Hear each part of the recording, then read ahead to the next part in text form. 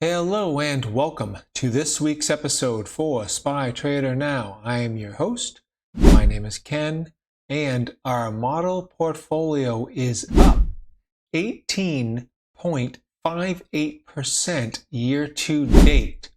The stock market strength color signal is yellow, so we have made a change there. Anybody that follows the market knows that the market has deteriorated a lot this week, so we have a lot to talk about. Now, this is a intra-month video, so I try to make these videos shorter compared to the end of the month wrap-up full videos. We are meeting our goal. We have a higher than 15% rate of return, and we are beating the returns of the S&P 500 buy and hold investor by approximately 5%. So that's the main goals here at SPY Trader Now, to have a return greater than 15% over a year and to beat the returns of the buy and hold investor by 5%. So currently we are accomplishing both of those goals. Now I want to do a little bit deeper dive into the reasons why I want to achieve those goals. Now normally a high return for the S&P 500 buy and hold investor is approximately 10, or in this case, we'll use 10.41%. You see, when you go out longer years or shorter time periods, it averages closer to about 7-8%. But let's just use the higher number of 10.41. Now, if you have $100,000 and your investment time frame is 20 years at 10.41%, with absolutely contributing nothing else, compounded annually, you will have at the end of the 20 years $724,000. If you do the exact same calculation but add 5% on top of that, you're now going to have $1.7 million. What is the difference between 700,000 and 1.7 million? The answer is 5% in 20 years. So you need to do two things. You have to have a strategy that's going to give you that additional 5%, in this case 15% annually, or 15.41, and you need to do it over approximately a 20-year time frame. Now, of course, this is just in a textbook. Real life is going to have greater returns some year and worse returns other years, but we have to have some type of framework to work out of. Now, if you take that $1.7 million and you do get that 15% annualized that we're shooting for, that's going to give you $263,000 per year of income that you can do with whatever you choose. And I don't know about you, but I can live quite comfortably on $263,000 annual income. So, and we're beating the 15%. We're currently up at 18.58, and the year is not even over yet. We're in September. So just some ideas on what this channel is about and what our goals are with this channel. Last week, the S&P 500 lost 4.14%. And you can see here in this weekly candlestick chart how we've reached what is referred to as a double top. You can kind of see it here in the thumbnail also as well. But basically, the fact that we did drop down here and did come up, this is actually still bullish. And let me explain. What is that? That is a high. That is a low. That is a higher high. That is a higher low. Now, this rally right here did not take out that high, but it matched that high. That in and of itself is bullish. Now, obviously, we are pulling back. We're going to measure this pullback all these indicators help us determine the strength of the market. All of these things is what's telling us what the market is trying to tell us. Now, this is what's called a negative divergence. What happened is that on the MACD, okay, moving average convergence divergence, you have a high and you have a lower high. But what did the price action do on the candlestick? You had a high, and here you had a higher high. Not a lower high, but a higher high. That is a negative divergence because the MACD did not support what the actual price did. Now, eventually, the price caught up, and I thought that this was all going to turn around. I thought that prior to this week, I saw that the MACD had bottomed, and it looked like it was getting ready to cross above its signal line. It did not cross above its signal line. So that is a bearish activity right there, that it didn't have enough energy to cross above it, and it topped and bottomed and started to come down below that signal line. So that in and of itself indicates bearishness. Like I said, so we're in pullback mode. We know that. We are going to measure the pullback. All these indicators are going to help us determine the strength of this market. I'll show you how I'm positioned coming right up. Last week, we did make 2 trades. We ended up buying to close 2 in-the-money covered calls. So on the first one here, with an expiration date of 9/30/24 with the 510 strike, I'm using the mid price of 35.04. And on the second call, in-the-money covered call that we ended up buying to close, this was a expiration date of 10/18/24 with the 495 strike, and we use that as the mid price. And I'll show you how we did on those trades on the next slide. All right, so the 2 trades that we closed are this one and this one right here. There's those strike prices and the expiration dates in the money covered calls right here. And then on this particular one with the expiration of 10/18/24, we ended up making a profit of 21% or $1,000. And on the other in the money covered call, we ended up making a very hefty 52% or $1,857. So as the market was coming down and the price of SPY was coming down, we were making money on these in the money covered calls because we had sold them prior to the market drop. And when we sold them, the sell price was higher than the purchase price because we had to buy to close them. So we sold the in the money covered calls, and then we bought them back when the price dropped. We bank this difference, which is our profit, and it turned out to be quite profitable for us. Now, here is a chart that shows you our model portfolio in blue compared to the benchmark portfolio in pink. So the model portfolio, this is the equity curve on a percentage basis on the same scale, because we want to compare the model portfolio against the buy and hold investor for the S&P 500. On the model portfolio, you'll notice how it's fairly steady and smooth going up. There's a pullback from here to here, and there is a little bit of a pullback here. But look at the dramatic pullback that the S&P 500, which has had 3 of them in this calendar year, 1, 2, and 3. So comparatively speaking, our portfolio on a smoothness basis is much smoother. Secondly, we are now beating the returns of the S&P 500 by 5 percentage points approximately, which is excellent. Now, this is a daily candlestick chart for the S&P 500, and this is on a 6-month time frame. These are cycle brackets here at the bottom, and I've also have Fibonacci information in here because I grabbed it from this high to the low that was experienced here.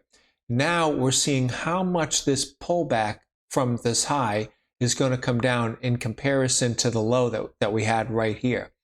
Now, a normal pullback is going to be somewhere between the 38 and the 61.8. Now, on this candlestick here, which is today's trading, well, this is Friday's trading, I'm recording this Friday evening. So I told you right here that on 9/6/24, buy to close, both in the money covered calls, and I made great profit. I showed you that on the previous slide. And the target zone, which I'll have identified in a couple more charts moving forward here, but generally is between the 38 and the 61.8.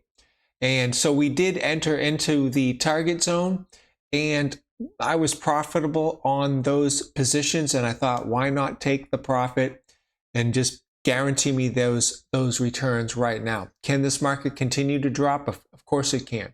But I do see some support. I got a line drawn in here, right here, and we did break that line, but it seems like there's a lot of trading going on in here. And you'll also notice that there was a high here and a high here. Well, I see support dropping no more than here, or at the very low, next support line would be right here, just above the 61.8. So I see support coming in. I see the cycle bracket beginning to reach a bottoming phase, and then upward energy coming here. So even if I'm wrong on my timing, I do see some upward energy coming into this market, at least to where I bought to close my in-the-money covered calls. So I'm currently holding 200 shares of SPY naked with no options. But let's see, I want to see what the market action is next week to help me determine how I want to continue to play it. What I'm thinking is that this market is going to potentially come down, reach a bottom, begin to come up. Now, who knows where exactly this up is going to stop before it comes back down. Now, if it comes up and comes up to some level that is lower than this level, that means it's making lower highs. Okay, this is an equal high. This would be a lower high. If it comes up and breaches that and then starts to roll over, well, then that would be a higher high than this high. So we want to, this is my expectation. We are going to reach a bottom here at soon, and then we're going to start having some upward energy. You can see here in the slow stochastics as well, how indeed that this area is showing that it's reaching a low level, and we're going to start getting some upward energy here coming real soon. Now we're looking at a ratio chart from the NASDAQ 100 to the S&P 500. The ratio chart is the line chart that is in black and red. The S&P 500, represented by symbol SPY, which is the ETF, is represented by the dark blue line right now. Now, there was a line that was right here. We had a low, and then we had a higher low. I thought we were going to continue to go higher, but no, it immediately broke down, crossed below that hard, and then came up and danced around this line, which was the previous low set in right there, and also right there. So it did respect that line a little bit, but then still has gotten down. This particular ratio chart is a 1-year chart, and in the last 1 year, you have never seen a level that low. So that tells you how bad the NASDAQ 100 is tanking compared to the S&P 500. Now we are looking at the VIX, which is also the Volatility Fear Index. Now in this we have 3 ranges. Below this green line is the ultra low range. Below this line, or between this line and this line, is going to be the low range. And above this line is the upper range, which is bearish. Everything is fairly bullish below 20. Where do we currently stand? At 22.38. So when you start going to these higher numbers, you can see in the blue line here, which is the S&P 500, you can see how you really start tanking on the S&P 500 when you start increasing on the VIX. Now, is this VIX going to continue to rise up, which is going to further take that S&P 500 down? I don't know. I think that possibly we've reached a little bit of a plateau here, and we're going to start dropping back down. At least that's kind of like what I'm thinking. The MACD does show that it is wanting to move higher, but on the slow stochastics, we have reached a top right there. You can see that, and you can see it really good in the thumbnail. So we'll see how this plays out, but I got a feeling we're not going to go any higher than right about there on the VIX, and we're going to start coming down. If that is true, if my prediction is correct, that means that the S&P 500 is going to advance, at least over the short term. Now we are looking at a seasonality, and this seasonality is for the S&P 500. And what's happening is currently in the month of September, it is giving us over the last 5 years that we, generally speaking, are going to not advance in this month. It's in the last 5 years, every single year has been a negative month for the S&P 500. So there is a zero chance, going back with the last 5 years of data, that you are going to close the month higher than when you opened it. Currently, for the month of September, we are down 4.14% for the month. We've already accomplished this goal, in other words. We have already accomplished the goal of being negative. Now but the month is still way early in the month. You can see the red candlestick that we have right here. So we still have plenty of time for this to come up, go positive, come back down, and still land south at the end of the month. So there's basically, what I see here is a lot of volatility in the month of September. We've already made some bankroll this week, so yay for us. But we also want to be aware that I don't think this volatility is over, and we're going to have some wild swings for the remainder, at least for this month and maybe for next month as well. All right, now we are looking at a 3-year weekly chart for SPY.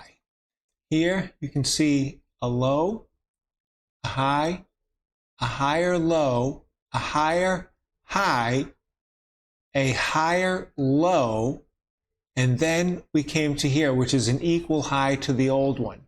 Still fairly bullish. We are now measuring the retracement from this high and this low.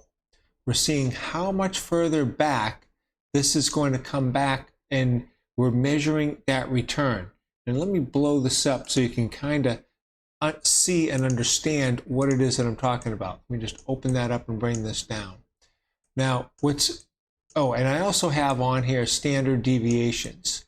So on this particular 3-year weekly chart, I also have the +2, -2 in gold, +1, -1 in pink. 68 or 70% of the time you're trading between the pinks.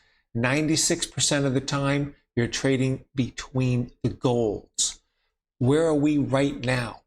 Well, now we just dropped down. We were at the +1 or trading above the +1. Now we are underneath the +1 standard deviation. So we're about at a 0.8 standard deviation. So just trying to keep that in mind. I have a target zone right here that's identified by the 38.2 and the 78.6. Actually, even that's a little high. Normally I'd even put the target zone between the 38 and the 61.8. So target zone should be modified just slightly to this line here, but that's okay. It could still hit the 78.6 if this market is weaker than I thought. Now, we are pulling back. We are in pullback mode. The question is, at what point are we going to stop? Are we going to come all the way to the 78.6 before we bounce? Or are we just going to come down to the 61.8 and then bounce? Or are we going to completely slice through all this? These are all unknowns. We don't know exactly how this is going to play out.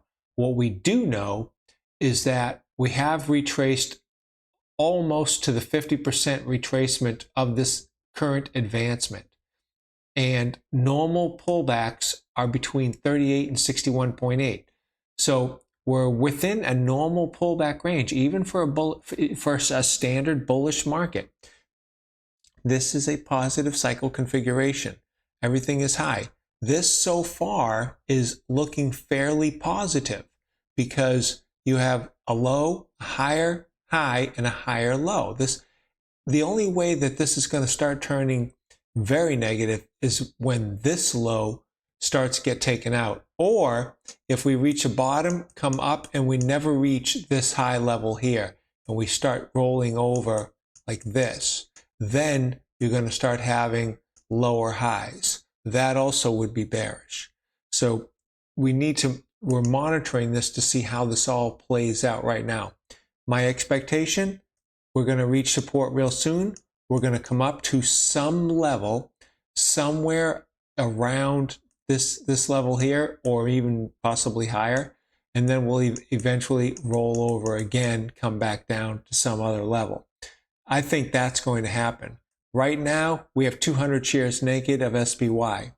Once we come up and reach some type of a plateau, guess what I'm going to do? I'm going to sell 2 more in the money covered calls so I can do the same thing and take advantage of that downturn, depending upon the time of year and how much time passes. I already know from an historical basis that September and October are weak months. So for September and October, I'm going to be looking for the bounce. I am long 200 shares naked, so when we do bounce, I'm going to be able to get that percentage gain directly into my model portfolio account. And then once we start reaching some level of a plateau, this is where we want to start taking and putting on some in the money covered calls, and depending upon how bearish things look, possibly just buying outright puts. So there's tons of options and opportunities for us to profit off of these market moves that are happening right now. Let's go ahead and get out of this and switch over from a 3-year to a 1-year daily. Let's change our cycle brackets to 1-year daily, and let's see how that whole thing looks on our chart. So it's a little bit busyness going on here, but basically I showed you the target zone. This is drawn in correctly between 38.2 and 61.8 Fibonacci retracement. Okay. And also what I've got here is I've got this trend line right here on the daily chart. Basically, if you wanted a good confirmation to know that, okay, we have reached the bottom, things are turning around, we would need to break above and close above this line right here. So I did my trading prior to closing above this line. So I hit what my target zone. I saw some decent profit in my in the money covered calls, and I took and banked that profit. So that's how I ended up playing it. But if you wanted to be a little bit more conservative, you could wait until this line here is breached going up that way. Then you'll know for sure that the bottom is indeed in place, and now we are heading north. Now, you could get a false breakout. Here, the line was drawn. You broke out above this resistance line, but then on the very next day, you got this extremely bearish candle and then immediately went back into the downward trading zone. So that was not a breakout, but a fake out. So we haven't had ours yet, but it did happen the last time that there was a pullback. There was a fake out, further pullback before we reached a bottom footing and started to go north. So even though you may breach this line here, kind of giving you the confirmation, as they say, this is the stock market, nothing is guaranteed.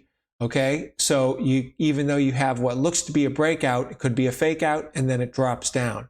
So you always need to be diligent and on your toes and expecting the worst case scenario, because sometimes that actually happens. All right, now we're looking at an Excel spreadsheet of a chart that I made up, and I did this just to see how strong various asset classes and also the 11 sectors of the S&P 500 were doing. And I did this. Here's the information on how I developed the numbers here in the chart. And it just gives me an idea of the health or strength of all these different items. And generally speaking, anything that has a number 5 or a 6 gets a green. If it's less than a 5, it gets no green. So the more green on the screen here and here, the more healthier the market is. So you can see that the 11 sectors of the S&P 500 have a lot more green compared to various asset classes, but both of them are faring yellow on our strength guard signal that's right here. And another thing you want to do is you want to compare last week's reading to the current reading. So you can see that definitely things are getting rather soft. The last week's activity was extremely bearish activity for everything, asset classes and the 11 sectors. Now we are looking at a chart of TNX, which is the 10-year yields, 10-year bond yields. It's a 1-year chart on the time frame. And you can see that we are right here at an extremely low level. Last week, I thought we were going to rise and go up to 42. Well, my prediction of that happening did not happen. Rates dropped dramatically. And the reason why rates are dropping is because the Fed cannot control the 10-year bond yields. The market controls the 10-year bond yields.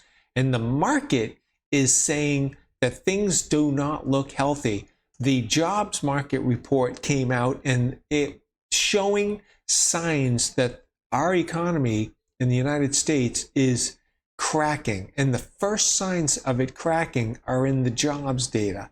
The jobs data is showing a softening, not dropping off of a ledge or something of that nature, but a definite softening. That leads way for potential recession coming up for us here in the United States. But right now that we're not in recession, we're going to monitor that. We're going to see how it goes. Last time I checked, we still had an inverted yield curve. So until that yield curve corrects out, then 1 to 4 months following that is when the actual recession will take place and the stock market correction along with that. So we want to keep all that in mind. Now, what do I see on this chart? I do see a double bottom here to here, but I see that the MACD made a lower high. Well, that is a negative divergence, telling me that bond yields are still going to stay low. They're not going to shoot out.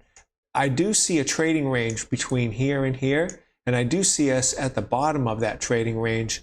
So I've got a feeling that we're going to bounce around in this trading range.